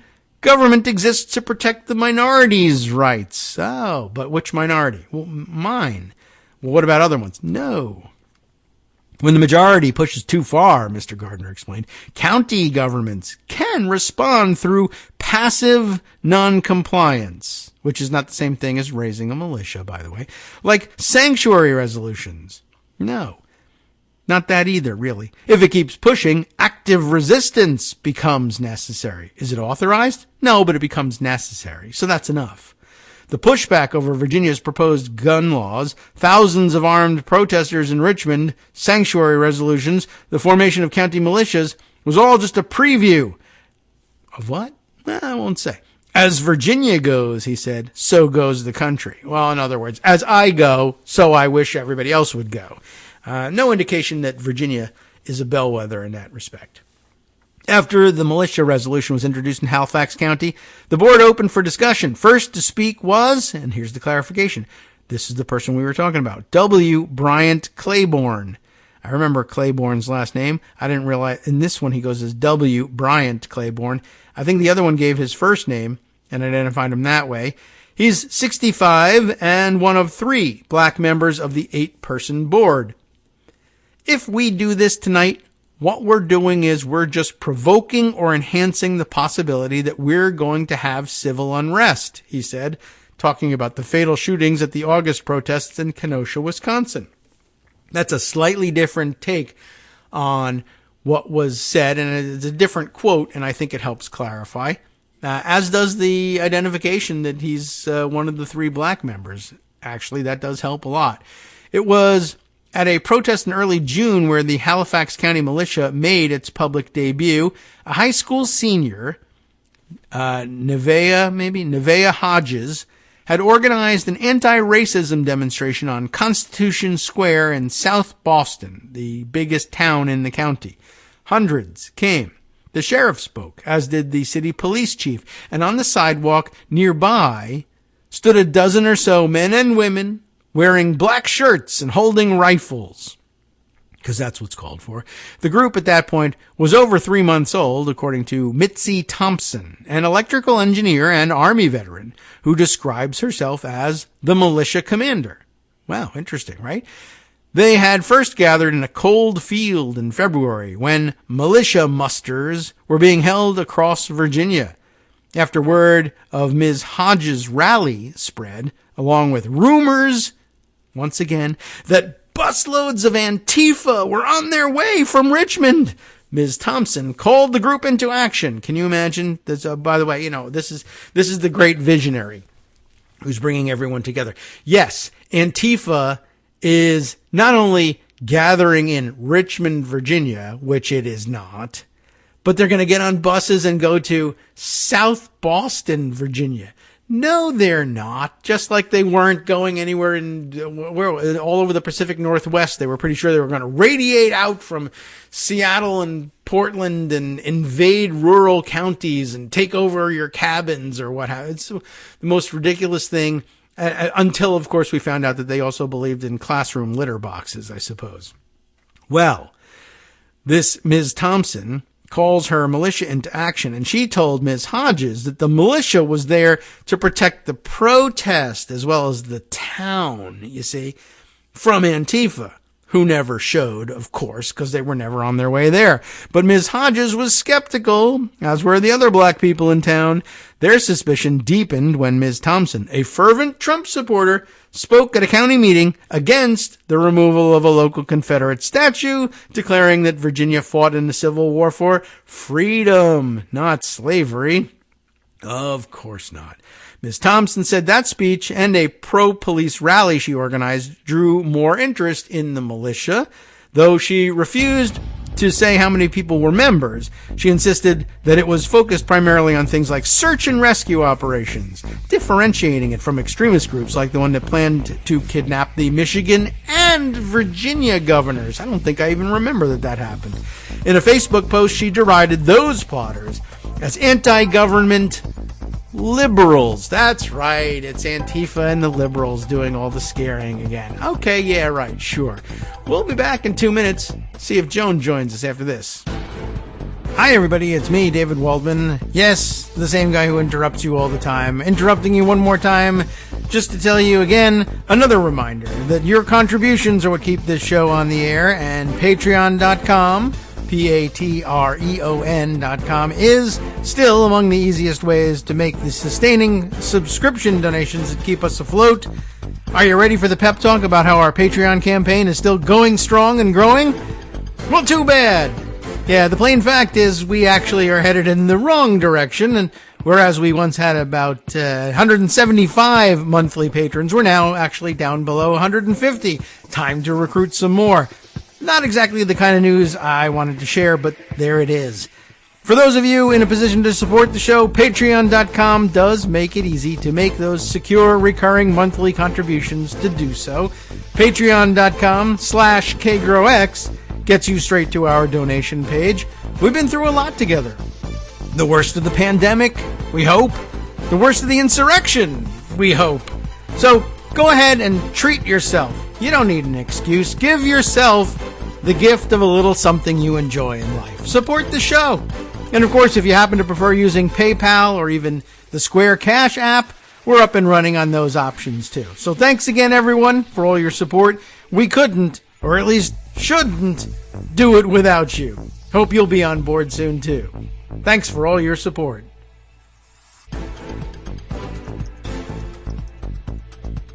All right, welcome back, everybody, to the Kagro in the Morning Show here on Netroots Radio. Joan is here with us. She's fine. I want to report everything. We had this very important conversation. How you doing? I'm fine. How are you?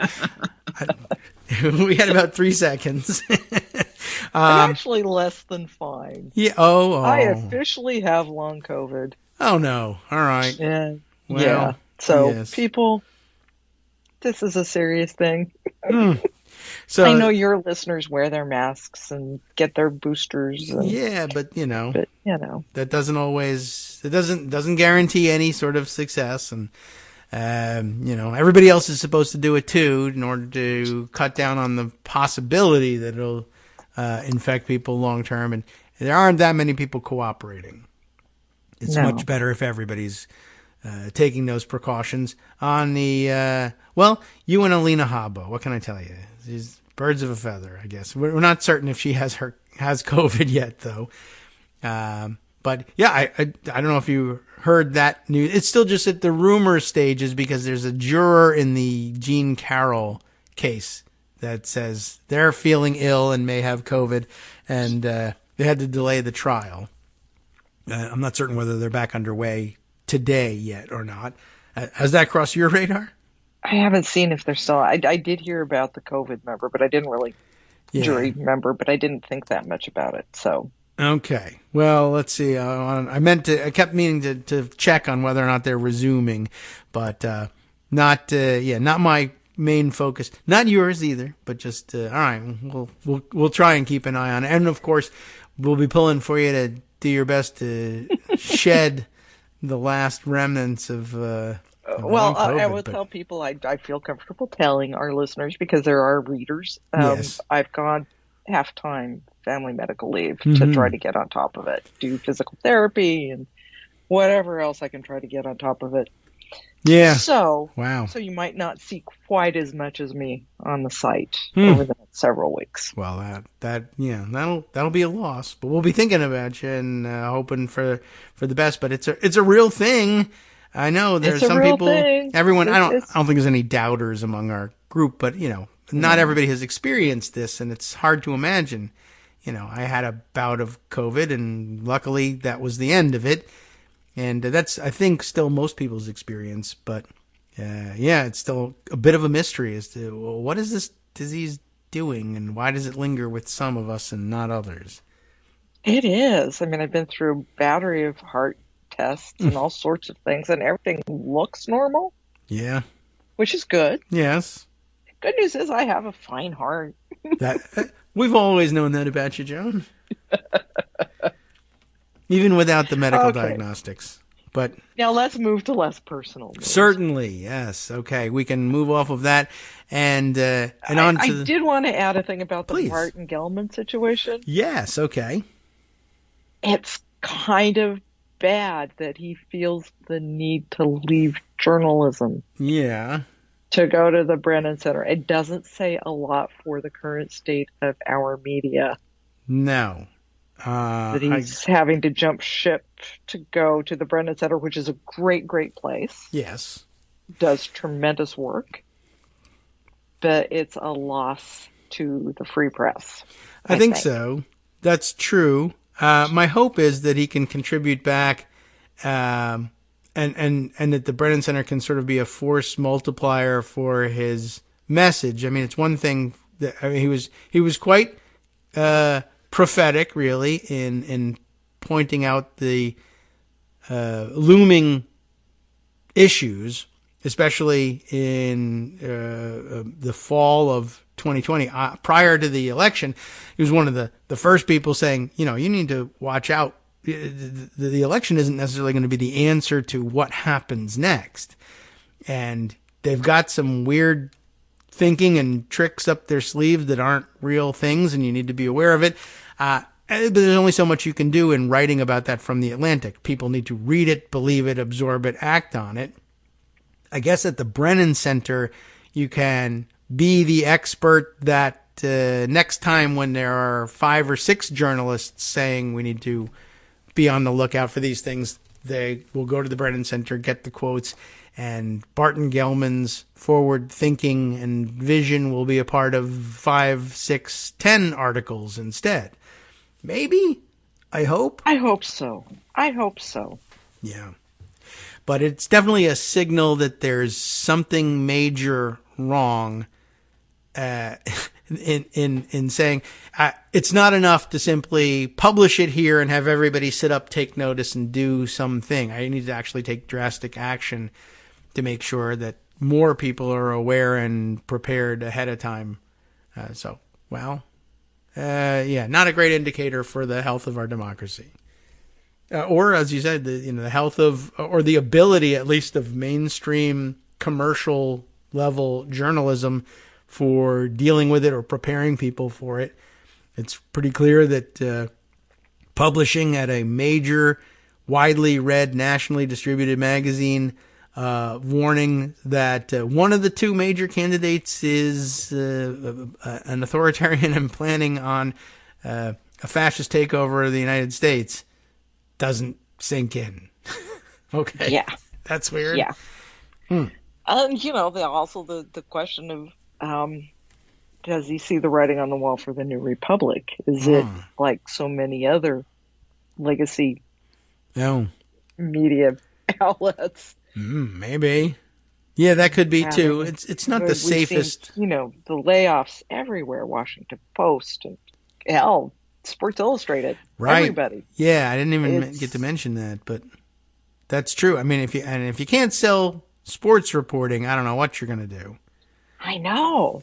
But yeah, I understood that one to be a venture capitalist thing, as opposed to, people don't care about sports anymore. No, that wasn't it. I think there was some weird political venture capitalists, as you say, kind of stuff going on there. But still, it's a really scary environment out there. Yes. for journalism. It's scary for all of us, and yeah, well, there'll be some reckoning, that's for sure. Well, good point. Thank you for adding that one to it. I wasn't sure exactly what to make of that yet and what others are making of it. All I had was the release and a couple of social media comments that were, everything from similar in reaction. Oh no, what does this say about either the state of journalism or the threat to America, or both? But then, because they are intertwined. Yes. Well, right. They're supposed to be, one another's guardians, but everybody's asleep. There is a tiny bit of good news. Okay, I'll take it. Related to that, yes. The Penn Guild announced a contract with Politico. And apparently the Politico writers got everything that they wanted out of it. So, okay. So, we can maybe be a little less snotty about Politico. Maybe. I mean, they're still Politico. It's still tied to beat on the Potomac, but... I guess so, right. But it's unionized. Right. Well, we're happy about that. And unions have been gaining in popularity and power among journalists and journalistic outlets lately. So that's always good news. Which might also be a factor behind things like the Sports Illustrated. I mean, yes. Oh no, here come the unions. We should close. The venture capitalists who run these places are seeing greater strength in the unions of their employees. Yes. They might just be willing to burn it all down and salt the earth. And loot the accounts and liquidate the assets and keep them for themselves. And go off to destroy the next one. I guess so. And I guess if you're a billionaire venture capitalist and you're worried about your sports coverage, you just say, well, I'll just go to the Super Bowl myself then. And I might even buy it. So, okay. I guess that is available to them. Well, okay. We'll be keeping an eye on developments in journalism and see what happens with Gellman. We'll be hearing from him. It doesn't remove him from the scene. The idea, I think, is to get his voice into more publications. So I hope that happens.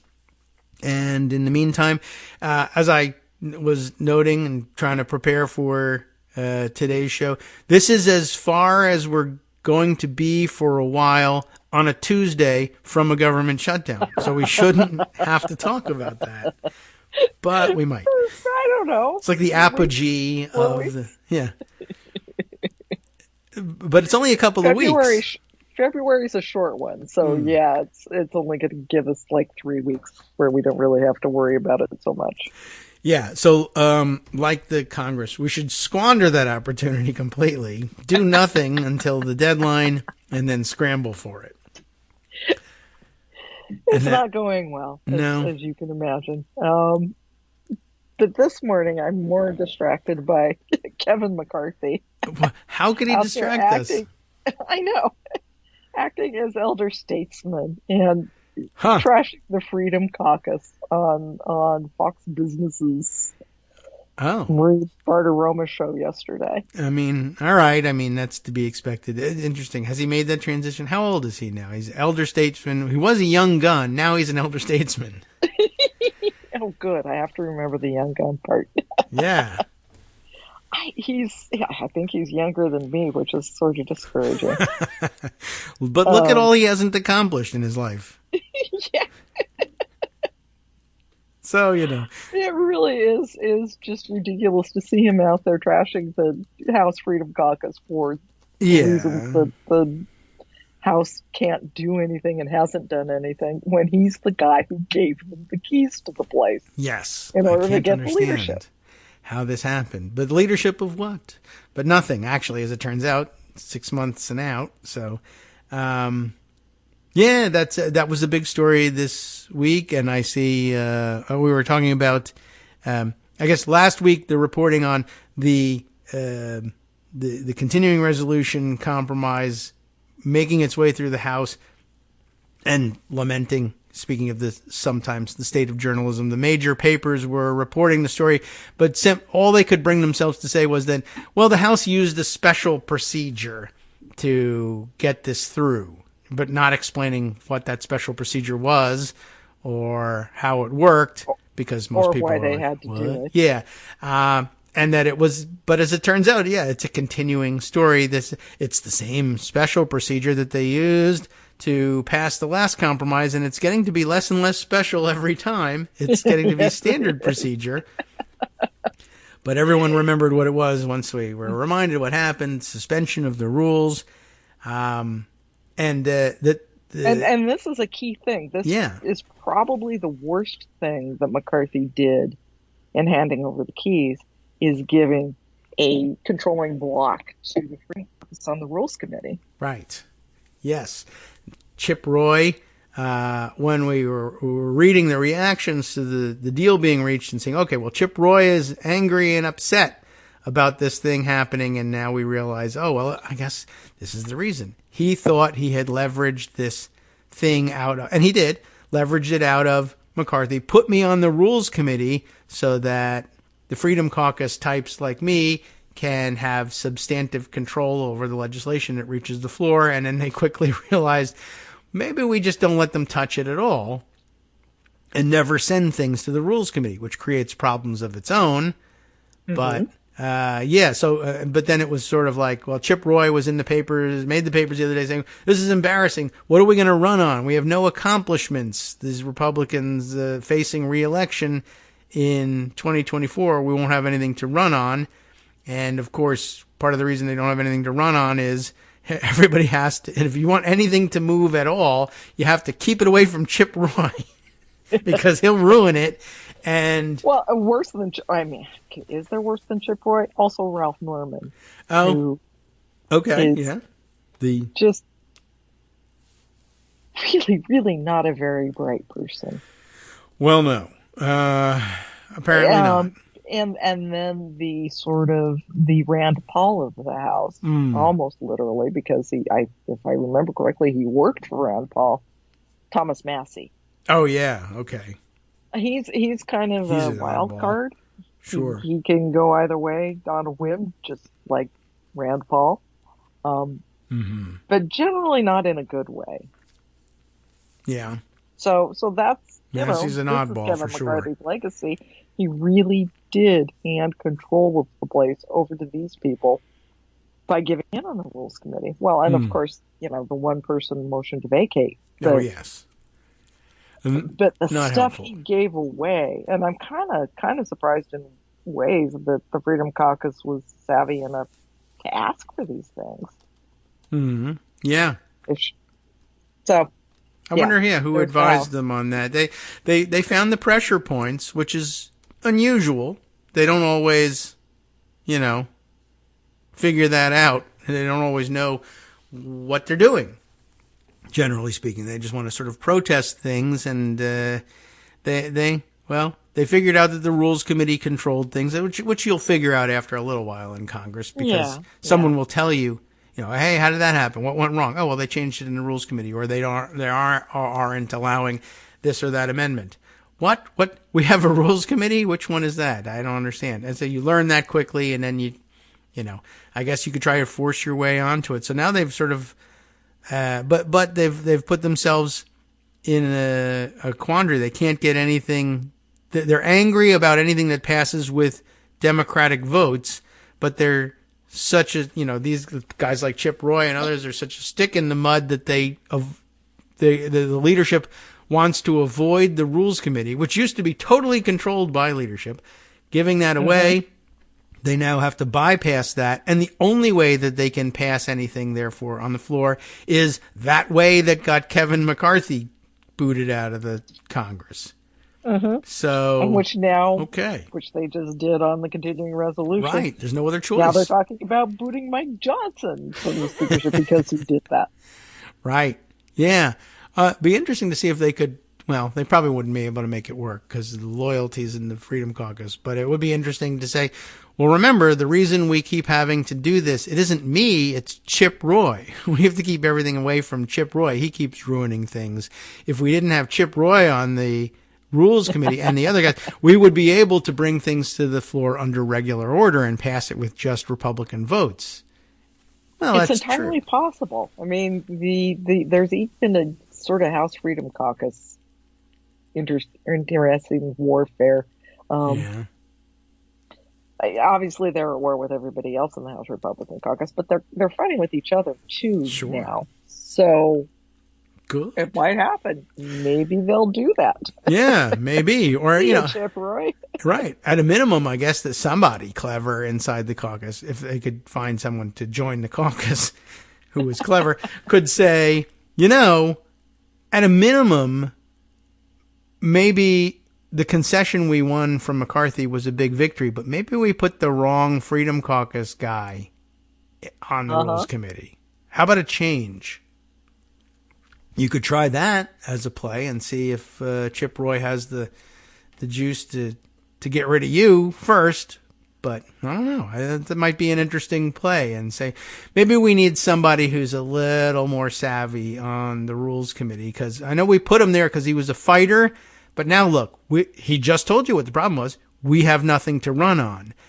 I suspect that might be his doing.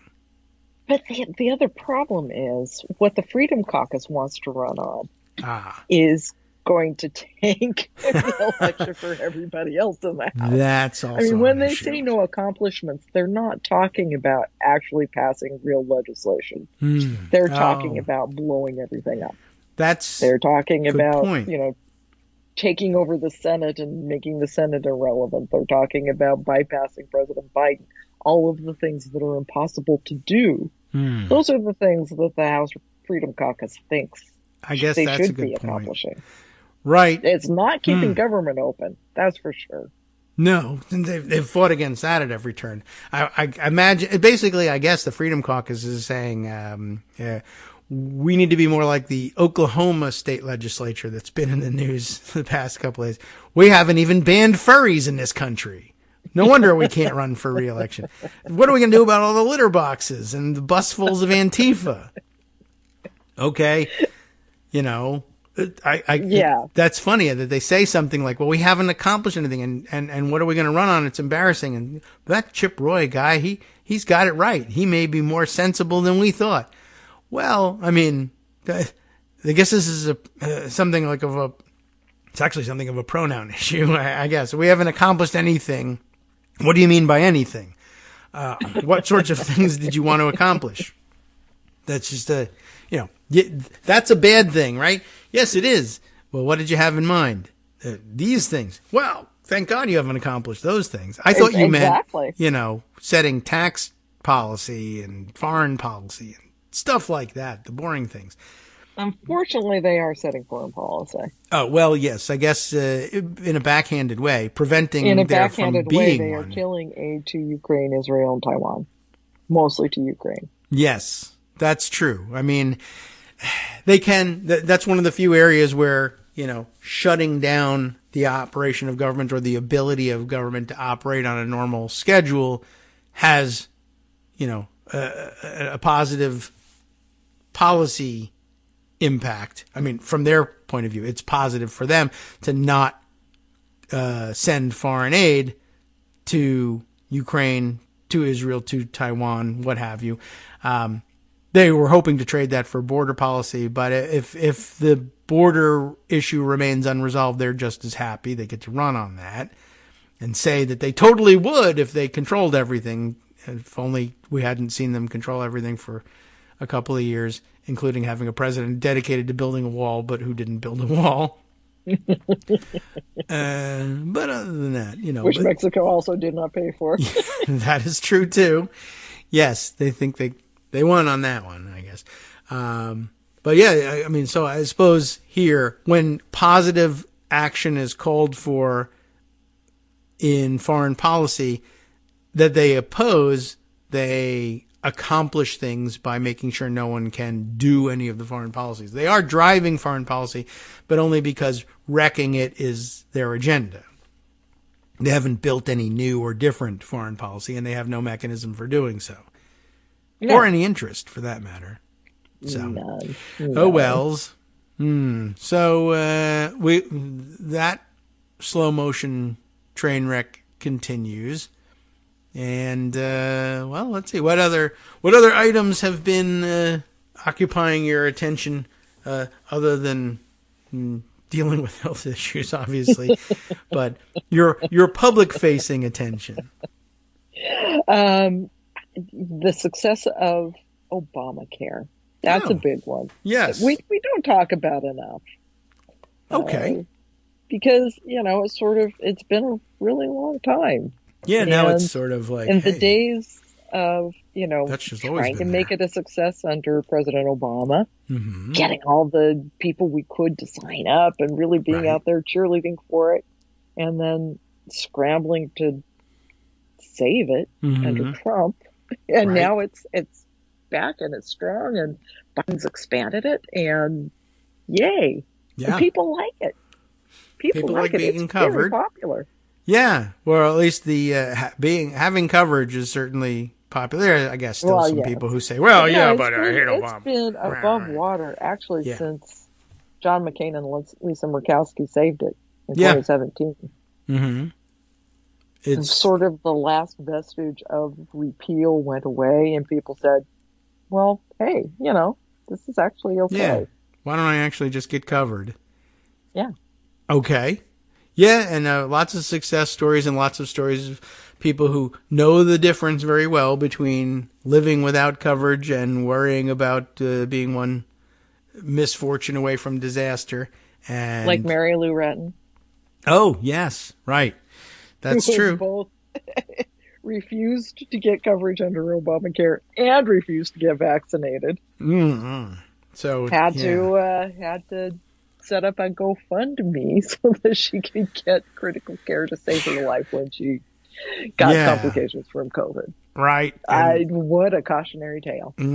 To say the least. What a prototypical tale of the far right. Yeah, definitely. And they keep pointing, of course, to the fact that they can run a GoFundMe campaign as some sort of success. And then occasionally the papers sort of comply and say, isn't this a heartwarming story? As opposed to, isn't this the story of a disaster here that was narrowly averted because someone was famous? Yes. Watching her in interviews complaining about how she couldn't get coverage because she had a pre-existing condition. No. People are just used to saying that and believing that, I guess. And from time to time, they just, I don't know. Yeah, so some of the old stories stick. I don't know, for some reason it reminded me, since I was talking a lot about Nikkki Haley earlier, somebody pointing out that one of her stump speech things is that I'll approve the Keystone XL pipeline, and then pointing at, big applause line, I guess, in New Hampshire, and then among Republicans, someone pointing out, even Keystone hasn't been interested in that pipeline for a couple of years now. But, that's one of the things that rings bells from years past. And so why not say, my problem is a pre-existing condition. Yeah, well, kind of had a national fight about that and won it. Yep, that's kind of history. Yeah, sorry. That kind of determined 4 elections for Democrats in midterms. Yeah. But hey, well, look, now they can, you could get coverage, but I guess, I don't know, so you're going to do a GoFundMe instead. Okay, fine. But yeah, that's a weird genre of stories where, that should be covered as, here's a person who hasn't heard anything about the changes we've made to health coverage in the past decade. So I don't know how on top of it they really have been. Yeah. I think they have been willfully ignorant of it. So in denial of it. So anyway. Okay. America's sweetheart. Yeah. Well, all right. But and also, of course, yes, we have, I believe it's today, the anniversary of Roe v. Wade, 51st anniversary. Okay. Because it's definitely today. I can guarantee that today is today. But yeah, is it the anniversary of Roe v. Wade? I think so. You're right about that. 51, except 51. It got, well, I mean, it's been that long since the decision. Of course, it's also not been in continuous effect. Let's say. But it's a good opportunity to say, hey, look what Donald Trump and the Supreme Court did to you. Yes, which absolutely. Our president and vice president are going to be doing today in your neck of the woods. Uh-huh. They're having a big rally in Virginia. Sure, okay. To talk about, well, basically it's making abortion one of the top issues of the 2024 campaign, which is a smart thing to do. Yes, all the evidence is there. It's been winning for Democrats. A lot. Yes. And tested well in Virginia in our recent legislative elections as well. Absolutely, which is pretty much why they're doing this in Virginia. They're going to all the swing states. Yeah. Kamala Harris is going to be having a reproductive freedoms rights tour. I think that's what she's calling it. Okay. Going to swing states, having big speeches and talking about abortion as an issue. Smart politics. Yeah, absolutely. And necessary. Yes. While they're not saying they want a national ban, they want a national ban. Oh, no doubt about it. Ban. And even also in the Nikkki Haley profile reading earlier, she seems convinced that it's poised for a comeback as a winning Republican issue somehow. But no, I don't think the winning is done for Democrats on this one. Not by a long shot. No, everybody feels the pressure, knows we're on the brink. I mean, Kentucky, Ohio, Virginia. Yeah, no, this isn't over for Democrats by any means. Not only have they been winning in those states, but also, of course, all the stories that emerge from states that have gone the opposite direction nonetheless, which are shocking people into action and into saying, if we live in one of these states where we've done things backwards, we need to be on our toes and reverse the trend here. We could be like any of the other red states that actually put their foot down and said, no, this is not what we want. We want the opposite. You thought you controlled us because it's a so-called red state, but as it turns out, all that stuff about us liking freedom turns out to be true. Yeah. What do you know? The one thing that they have said all along that actually did turn out to be true. Congratulations. That makes you a Democrat. Yay. Well, thanks for coming over to our side, and thanks for calling in today, Joan. You are most welcome. Talk to you next week when we're 1 week closer to a shutdown. That's true. All right. In the morning with David Waldman. Well, thanks again, and hope everything's on the upswing for you. We're pulling for you, Joan, health-wise. No, that's not the focus of what we wanted to talk about today. Speaking of the focus of what we wanted to talk about today, well, if we didn't get to the issue that's on your mind, I can pretty much guarantee you it's coming up next on the West Coast Cookbook and Speakeasy with Justice Putnam. Stay tuned.